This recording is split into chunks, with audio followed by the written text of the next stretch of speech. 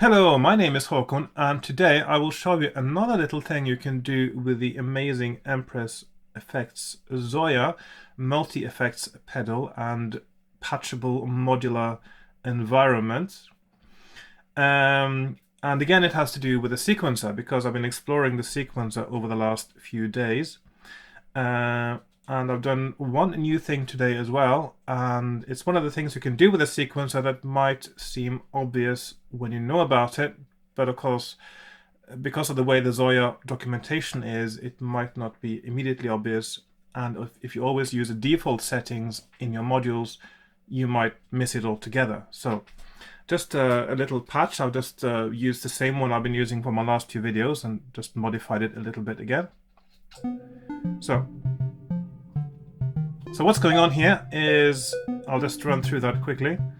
The sound, normally I would use a sequencer with external gear, which means that instead of sending the CV and gate outputs to an oscillator and an ADSR, I would be sending those things to CV output, MIDI note output, and MIDI gate output. But just for the sake of demonstration, I'm using the internal sound engine of the Zoia. So I've got an oscillator up here that takes its frequency input from this sequencer running here, and it's got a CV output here that is connected to the oscillator input. The output of the oscillator goes into VCA. The output of the VCA goes to audio output left and right, and also it goes down to a reverb effect because it sounds nicer and it looks nicer if I use an oscilloscope effect. And the VCA is controlled by, the level control is done by ADSR, so very classic synthesizer patching here. And the ADSR envelope is triggered by a gate input, and I'll get back to that because that's part of the story now. I'm using my adjustable multi-rhythm sequencer patch here now, which I demonstrated a few tutorials ago.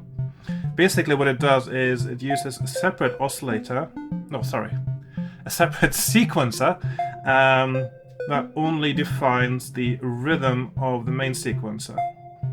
So this separate sequencer here runs at a steady pace, and the output of that is adjusting the pace of the main sequencer so it can create interesting rhythms and variations on rhythms. In my last episode, I showed you how to define an endpoint of a sequencer using a gate track, so you can tell the sequencer to run the whole thing or any number of steps before it repeats. Now we're just doing one step, 2 steps,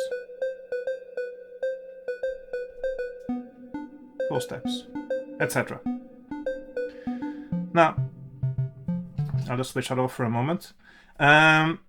So one more thing, and this is probably quite an obvious one to many as well. If you go into the edit mode of the sequencer, so you select the sequencer and you press Shift and the Edit button here.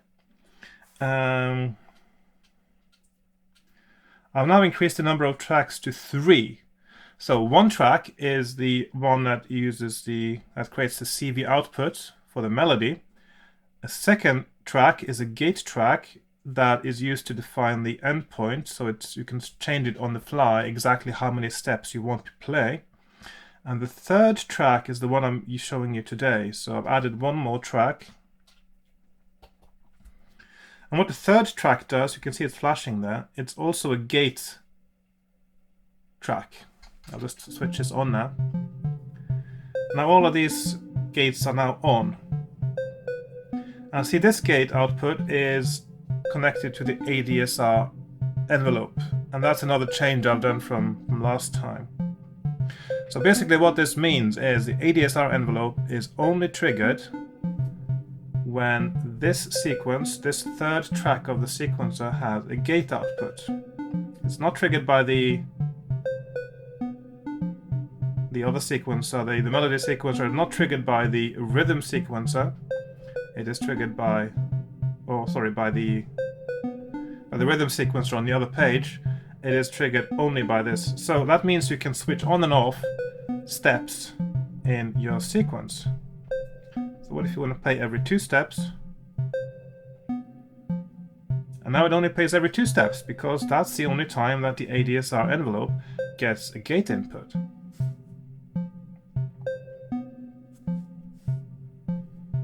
Let's do some grouping there.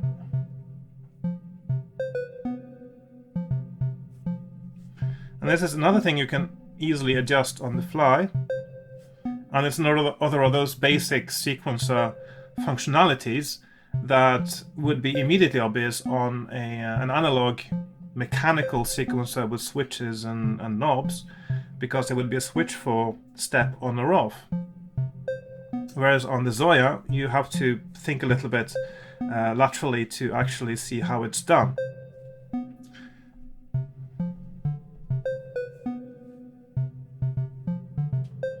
So, quite a useful little feature, very simple, nothing complicated, but it's easy to overlook because of the way the Zoia is. It can be quite confusing to start with to use the Zoia, and many of these functions that are right there, they're not quite staring you in the face, because you have to change the default settings of the sequencer to get to this point where you can do this.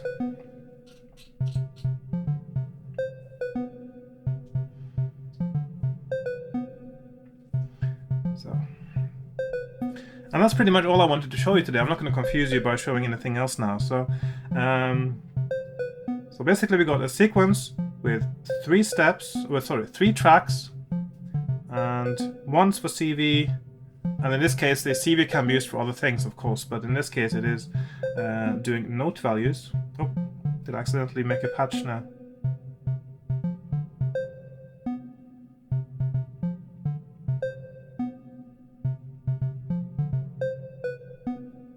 It looks like I'm okay. It's quite easy sometimes to accidentally patch something on the Zoia, especially when you go between pages.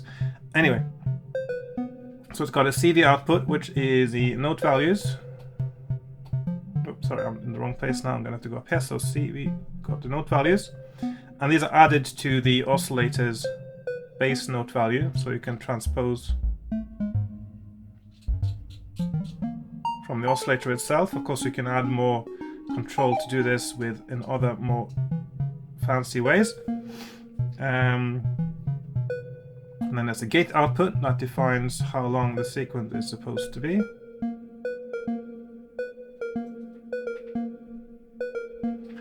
And then there's another gate output that defines which nodes are switched on. So, and the way it does it is by controlling the ADSR envelope.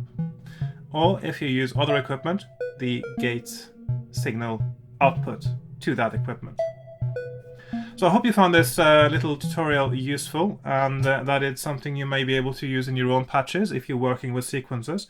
So it's another thing you can easily change and modify on the fly while performing and playing, which is very useful. And there are so many things you can do with the Zoia that really needs to be programmed beforehand. And I enjoy any aspect of it where you can program it to make it a performance instrument. And so the sequencers are quite important for me to work with and be able to control while you're playing easily. And so that's why I've been looking into doing these things for myself, and in doing them and figuring out how to do these things, I thought I'd make this little video series. And I will, of course, do other kinds of things you can do with the Zoia as I go along. But at the moment, sequencers has been my main focus. So thanks for watching, and I hope to see you again next time for more videos about the Zoia or anything else. And goodbye for now. Bye-bye.